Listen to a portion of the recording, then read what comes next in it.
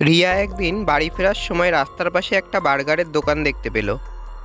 এরপর রিয়া বার্গার খাওয়ার জন্য সেই দোকানটার দিকে গেল। আচ্ছা কাকা, বার্গার কত করে? 50 টাকা করে পিস। কটা দেবো তোমাকে? লোকটাকে কেমন একটা অদ্ভুত দেখতে না? চাউনিটাও কেমন যেন। ও ঠিক আছে, আমি বার্গার খেতে এসেছি, আমি বার্গার খেয়ে চলে যাব। আমাকে একটা বার্গার দিন।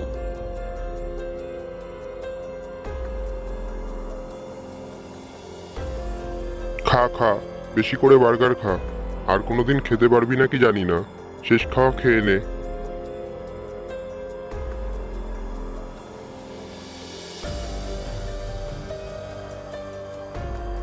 তুমি আমাকে এভাবে বলছিলে কেন?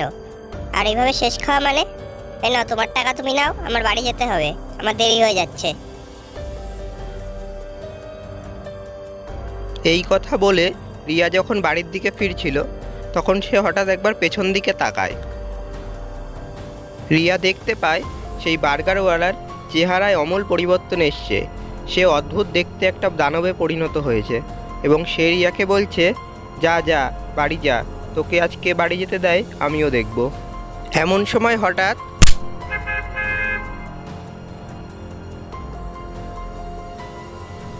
এরপর সেখানে বেশ কিছু লোকজন জড়ো হয় এবং রিয়াকে নিয়ে তারা হসপিটালে ভর্তি করে।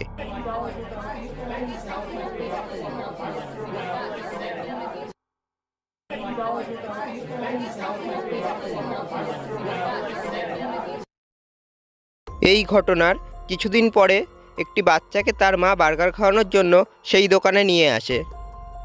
বাচ্চাটির মা লক্ষ্য করে সেই বার্গারওয়ালা তাদের দিকে কেমন একটা অদ্ভুত দৃষ্টিতে তাকিয়ে আছে এবং তাদের যেন মনে মনে কিছু বলছে।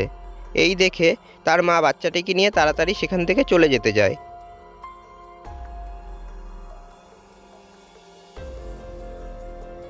ফেরার সময় একইভাবে সেই বাচ্চাটিরও একই জায়গায় অ্যাক্সিডেন্ট হয়।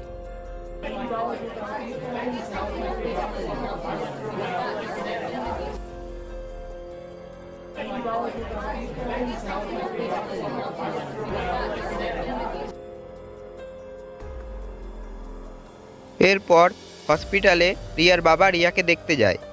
রিয়ার যখন জ্ঞান ফেরে সে একটাই কথা বলতে থাকে শুধু, বার্গার, বার্গার, বার্গারের দোকান, বার্গার, বার্গার, বার্গারের দোকান, বার্গার, বার্গার, বার্গারের দোকান।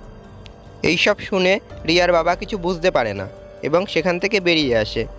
এরপর বাইরে এসে আর লোকজনের সাথে কথা বলে জানতে পারে যারাই নাকি হসপিটালে ভর্তি হচ্ছে তারাই কোনো না কোনোভাবে অ্যাক্সিডেন্ট হওয়ার আগে ওই বার্গারওয়ালার কাছ থেকে বার্গার খেয়েছিল।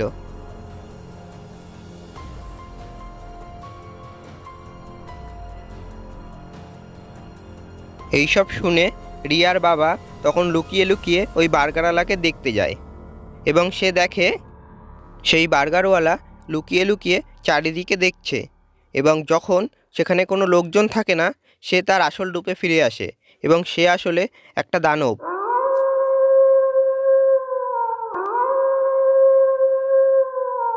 এইসব দেখে রিয়ার বাবা ফিরে যায় এবং গিয়ে লোকজন ডেকে নিয়ে আসে। এরপর সেই লোকজন সেই দানবটাকে মারতে থাকে এবং তার বার্গারের দোকানে আগুন লাগিয়ে দেয়। ছেড়ে দাও, ছেড়ে দাও, আমি মেরো না, আমি চলে যাব, আমাকে ছেড়ে দাও, ছেড়ে দাও আমাকে, আমি চলে যাব, আমাকে মেরো না, আমাকে ছেড়ে দাও, ছেড়ে দাও আমাকে, মেরো না আমাকে, আমি চলে যাব, আমি বলছি চলে যাব।